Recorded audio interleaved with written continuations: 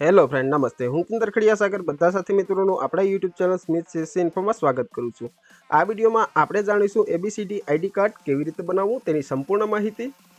બધા school, college અને યુનિવર્સિટીમાં ABC આઈડી ફરજિયાત કરી દેવામાં આવેલી છે. તો આ આઈડી કાર્ડ તમે ઘરે બેઠા જ ઓનલાઈન કેવી રીતે બનાવી શકો છો તેની સંપૂર્ણ માહિતી આ વિડીયોમાં જોશું. તે પહેલાં જો તમે અમારું ચેનલ સબસ્ક્રાઇબ ન કરેલું હોય તો ચેનલને સબસ્ક્રાઇબ કરી દેજો, બેલ આઇકન હિટ કરી દેજો, જેથી કરીને આવનારા તમામ નોટિફિકેશન તેમજ સરકારી યોજનાકીય માહિતી તમને મળતી રહે. તો વધારે સમય ના લેતા આપણે કરીએ વિડીયોની શરૂઆત.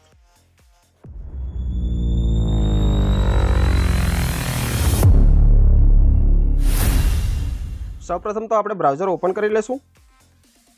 ત્યારબાદ આપણે સર્ચ બારમાં ટાઈપ કરી દેવાનું રહેશે ABC ID. ABC ID search કરતાની સાથે એકેડમી બેંક ઓફ ક્રેડિટની જે ઓફિશિયલ સાઇટ છે તે આપણી સામે શો થઈ જશે. તો આપણે તેને ઓપન કરી લેવાની રહેશે. એકેડમી બેંક ઓફ ક્રેડિટની જે ઓફિશિયલ સાઇટ છે તેની ઉપર આપણે પહોંચી ગયા છે. હવે આપણે કાર્ડ ક્રિએટ કરવા માટે માય એકાઉન્ટ પર ક્લિક કરવાનું રહેશે. અહીંયા પર બે વિકલ્પ શો થઈ ગયા છે, એક સ્ટુડન્ટ એન્ડ યુનિવર્સિટી. તો આપણે સ્ટુડન્ટ પર ક્લિક કરી લઈશું. જેવું જ ક્લિક કરીશું તેવું લોગિનનું પેજ આપણી સામે શો થઈ જશે. અહીંયા પર આપણે ત્રણ ઓપ્શનથી જે લોગિન છે તે કરી શકીએ છીએ, એક મોબાઈલ નંબર, એક યુઝર નેમ અને એક અધર. જો અહીંયા પર તમે નવા જ હોય તો સૌપ્રથમ તમારે નેવ યુઝર પર ક્લિક કરી અને સાઇન અપ કરી લેવાનું રહેશે. સાઇન અપ કરવા માટે અહીંયા પર આપણે આપણો મોબાઈલ નંબર ટાઈપ કરી લેવાનો રહેશે.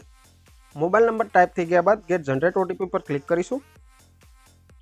હવે જે આપણો રજિસ્ટર્ડ મોબાઈલ નંબર છે તેની ઉપર એક OTP સેન્ડ થશે, તે આપણે અહીંયા પર ટાઈપ કરી લેવાનો રહેશે. OTP ટાઈપ થઈ ગયા બાદ વેરીફાઈ OTP પર ક્લિક કરીશું. સક્સેસફુલી આપણો મોબાઈલ નંબર છે તે વેરીફાઈ થઈ ગયો છે. ત્યારબાદ સિલેક્ટ આઈડી. તો અહીંયાથી આપણે કોઈપણ એક આઈડી કાર્ડ સિલેક્ટ કરવાનું રહેશે. તો અહીંયા પર આપણે આધાર કાર્ડ સિલેક્ટ કરી લેશું. ત્યારબાદ આધાર કાર્ડની ડિટેલ અહીંયા પર ફિલઅપ કરવાની રહેશે. તો સૌપ્રથમ આપણે આધાર કાર્ડનો નંબર એન્ટર કરી દઈશું. ત્યારબાદ નામ એન્ટર કરી દઈશું. આધાર કાર્ડ મુજબ જ સેમ નામ રહેવું જોઈએ. ત્યારબાદ બર્થ ડેટ ટાઈપ કરી દઈશું. ત્યારબાદ આપણે જેન્ડર સિલેક્ટ કરીશું. સક્સેસફુલી આપણે લોગિન કરી લીધું છે. ત્યારબાદ અહીંયા પર જોઈ શકીએ છીએ આપણા ડોક્યુમેન્ટ 3 બતાવી રહ્યા છે. ત્યારબાદ પ્રોફાઇલ ઇન્ફોર્મેશન બતાવી રહી છે. ત્યારબાદ અહીંયા પર એક ઓપ્શન આપેલું છે કન્સન્ટ વેલિડિટી ડેટ. તો આપણી જે કાર્ડની ડેટ છે તે પણ અહીંયાથી એડિટ કરી શકીએ છીએ. તો આપણે 1 મંથની વેલિડિટી રહેવા દઈશું અને ત્યારબાદ આગળ વધીશું. પર્પઝ. તો પર્પઝમાં આપણે એજ્યુકેશનલ સિલેક્ટ કરી લઈશું. એટલું કરી લીધા બાદ એલો ઉપર ક્લિક કરીશું. ત્યારબાદ અહીંયા પર સિલેક્ટ આઈડી કાર્ડનું ઓપ્શન આપેલું છે, ત્યાં આપણે આધાર સિલેક્ટ કરી લઈશું અને પ્રોસીડ વિથ eKYC પર ક્લિક કરીશું. KYCને આગળ વધારવા માટે અહીંયા પર આપણે આપણો આધાર કાર્ડ નંબર ટાઈપ કરવાનો રહેશે અને ત્યારબાદ વેરીફાઈ પર ક્લિક કરીશું. આધાર નંબર આપણે ટાઈપ કરી લીધો છે. ત્યારબાદ વેરીફાઈ પર ક્લિક કરી લઈએ.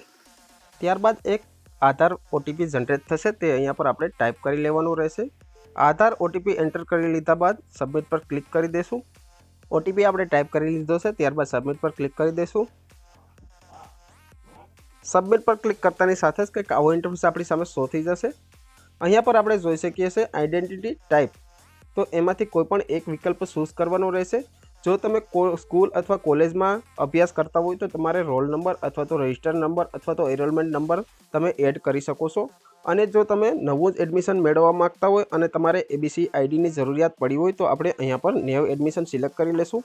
નેવ એડમિશન સિલેક્ટ કરી લીધા બાદ જે સ્કૂલ કોલેજમાં તમે એડમિશન લેવા માગો છો તે તમારે અહીંયાથી સર્ચ કરી લેવાનું રહેશે. યુનિવર્સિટી સિલેક્ટ થઈ ગયા બાદ એડમિશન યર એટલે કે એડમિશનનું સાલ સિલેક્ટ કરી લેશું. તો કરંટ વર્ષ આપણે સિલેક્ટ કરી લીધું છે. ત્યારબાદ સબમિટ પર ક્લિક કરીશું. સક્સેસફુલી આપણી ABC આઈડી જનરેટ થઈ ગઈ છે અને અહીંયા પર જે આપણો ABC આઈડીનો નંબર છે તે પણ અહીંયા પર શો થઈ ગયો છે. તો આ જે નંબર છે તે આપણે નોટ કરી લેવાનો રહેશે. ત્યારબાદ ગો ટુ ડેશબોર્ડ ઉપર આપણે ક્લિક કરી દઈશું. અહીંયા પર આપણું એકેડમી બેંક ઓફ ક્રેડિટ જે કાર્ડ છે તે બનીને તૈયાર થઈ ગયું છે. હવે આપણે જાણીશું જે કાર્ડ છે તેને ડાઉનલોડ કરવાની પ્રોસેસ. તો તેના માટે સૌપ્રથમ તો આપણે ડિજીલોકર ઓપન કરી લેશું. ડિજીલોકરની ઓફિશિયલ સાઇટ આપણી સામે શો થઈ ગઈ છે, તો આપણે તેને ઓપન કરી લેશું. ડિજીલોકરની ઓફિશિયલ સાઇટ ઉપર આપણે પહોંચી ગયા છે. અહીંયા પર આપણે સાઇન ઇનના ઓપ્શન ઉપર ક્લિક કરવાનું રહેશે. અહીંયા પર આપણે મોબાઈલ નંબર અથવા તો આધાર અથવા યુઝરનેમથી લોગિન કરી શકીએ છીએ. તો ફટાફટ આપણે લોગિન કરી લઈએ. વેરીફાઈ OTP આપણો સેન્ડ થઈ ગયો છે. ત્યારબાદ આપણે તે અહીંયા પર ટાઈપ કરી લેવાનો રહેશે. ત્યારબાદ સબમિટ પર ક્લિક કરી દઈશું. સક્સેસફુલી આપણે ડિજીલોકરમાં લોગિન કરી લીધું છે. ત્યારબાદ અહીંયા પર જોઈ શકીએ છીએ આપણા ડોક્યુમેન્ટ શો થઈ ગયા છે.